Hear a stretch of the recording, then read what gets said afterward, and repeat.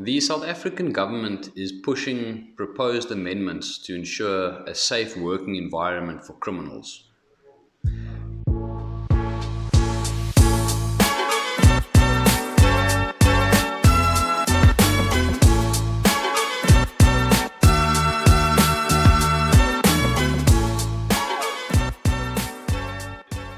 It sounds crazy, but that's essentially what is happening.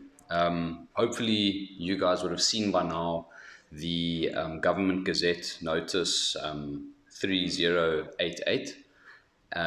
It is basically draft amendments to the PSIRA Act, the Private Security Regulatory Authority in South Africa. It was pushed through by the Minister of Police as well as the Director of PSIRA. And yeah, once again, it was not really publicized by them. It was just kind of pushed through. And I think, as with all of these draconian type laws, or amendments, should I say, they try and push them through late on a Friday, kind of while no one's watching. They're going to hope that nobody notices, and their evil plans will go through unopposed, as is the case more than every single time. This does actually get picked up on, and it is rightfully opposed. So there, I've read through the document. It's riddled with absolute nonsense, which would cripple not only the security industry in South Africa, shedding millions of jobs, but all South Africans from all walks of life would be gravely affected if this were to get pushed through. I'm not going to go through each and every single one of the points of objection, but here are just some of the main kind of points that I've taken from it, and I'm quite shocked by. So they would like there to be no guns in public spaces, such as malls, churches, taxi ranks, parks, etc. So these would basically be, dubbed open season for criminals, because you as a criminal know for a fact that you are not going to be opposed by a good guy with a gun if you are planning to commit crime in one of these areas. It's absolutely ridiculous. You're basically just trying to make victim-rich environments. Makes no sense. Another one is the unnecessary and undefined limit on ammunition. There is basically restrictions that they are trying to propose on the number of rounds of ammunition that a security company may possess, and obviously issued to their security officers. It's open-ended, and it says reasonable amount. Now, reasonable amount could be 2 rounds of ammunition. It could be 100,000 rounds of ammunition. It's undefined and it's unworkable. Another one is the arbitrary banning of simple, less lethal tools, such as rubber rounds and tasers. Yes, they want to ban tasers. Once again, trying to create a safe working environment for criminals. Other things, they would like to regulate the issuing of handcuffs and pepper sprays. Handcuffs and pepper sprays with a crime rate that is as bloody out of control as South Africa. These socialists want to come and tinker with handcuffs and pepper sprays instead of going after real crime. Typical. They would like to put tracking devices on firearms. Now, to some, this might seem like a reasonable request, but I can most certainly assure you it is not. The workability of this, where are you going to put a tracking device on a firearm? It's going to be, you tell me, where on your handgun can you put a tracking device?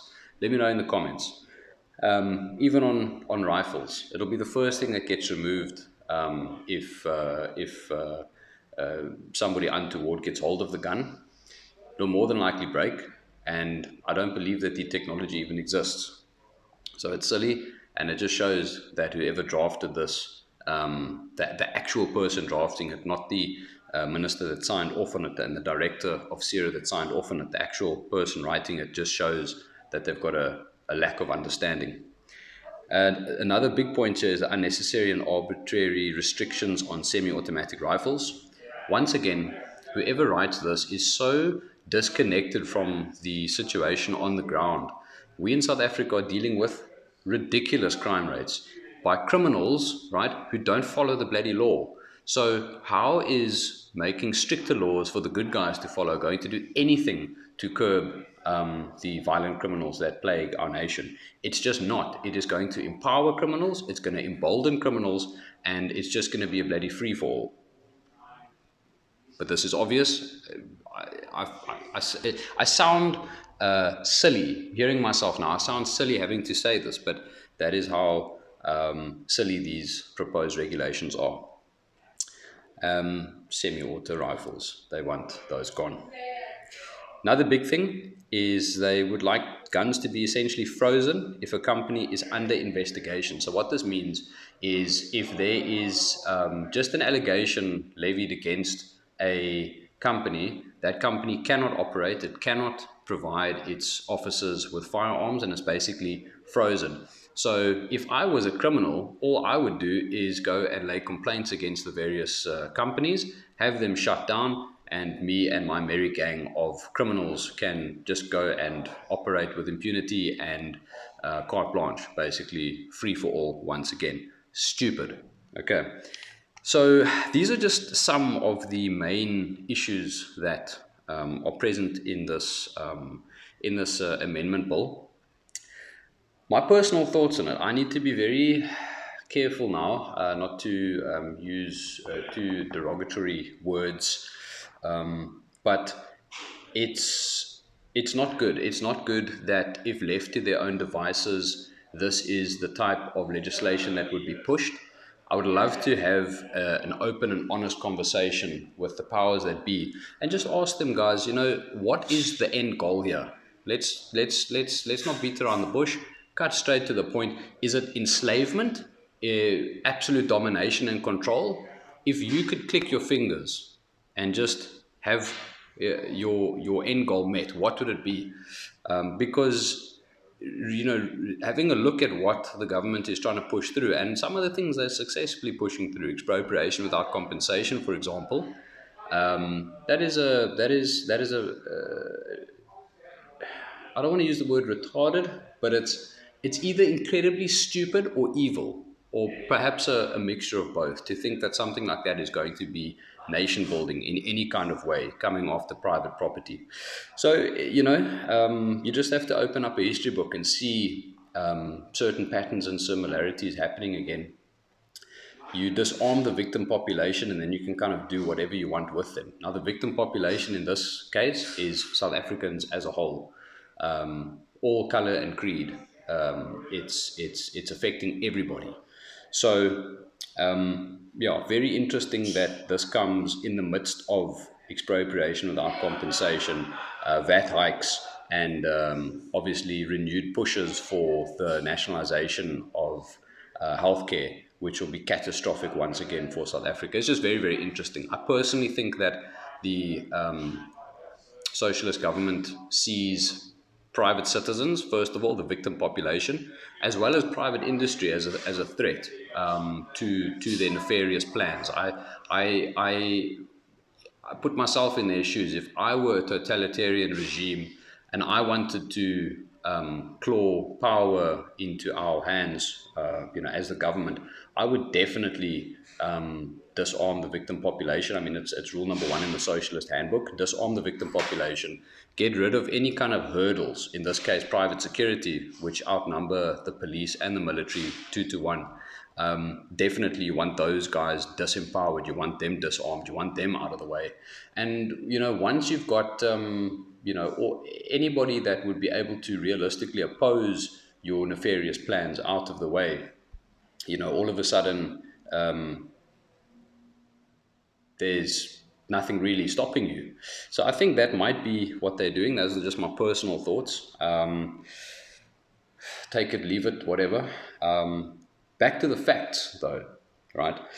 What can you do to combat this proposed amendment bill?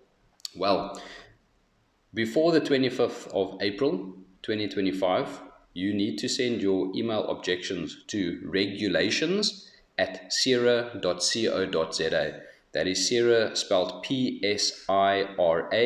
It stands for the Private Security Industry Regulatory Authority. Regulations at sira.co.za. Send your objections through to that email address before the 25th of April. You need to make use of Dear South Africa. It's a very top-notch public participation platform that I personally support. I don't get anything for plugging these guys. It's a hell of a good way to make your voice heard, as well as freesa.org. I have not worked with these guys too much, but some people that I respect, like the guys from Saga, Damien Enslin, Gideon Joubert, top-notch guys doing the most to fight for your rights. They have endorsed, well, Gideon Joubert at least has endorsed freesa.org. So I'm at the point now where if Gideon says it, I've got no reason to doubt him. So check out those. I will leave links to these in the description of the video. And then lastly here, join Saga, guys, the South African Gun Owners Association. We are corporate as well as personal members. Damien Enslin and the guys do a absolutely fantastic job at fighting for your rights. They are on the cutting edge. They're on the front line, making sure that your rights are respected and not eroded. So I can highly recommend join Saga. These guys are making a massive push to protect you. I will leave a link to them as well in the description. And then finally, ending off the video, guys, the biggest thing that you can do besides supporting this and obviously making your voice heard is spread the word. Tell people about it, speak about it. I heard earlier today that there were still many security company owners that were unaware of what's happening. This has the potential to shut them down completely, and they're not aware of it, which just shows you that the role players are not forthcoming with information. They are trying to sneak this through. So let everybody know about it. Share this video. Send the links that I have put in the description to your friends. Get them to sign up. Guys, awareness is power. We need to stick together. Together we are united. Divided, that's how they're going to conquer us. So I think it's incredibly important that we all stick together on this, and that we stand up and show them that we will not just be dictated to. We will not have illegal and unconstitutional regulations pushed through. Think back to the whole e-toll debacle. South Africans, we have a voice. We do not need to be subject to this type of tyranny. That is the video. Hope it makes sense. Please share far and wide, and let's get those objections in as soon as possible. Until next time, stay safe, carry your guns. Cheers.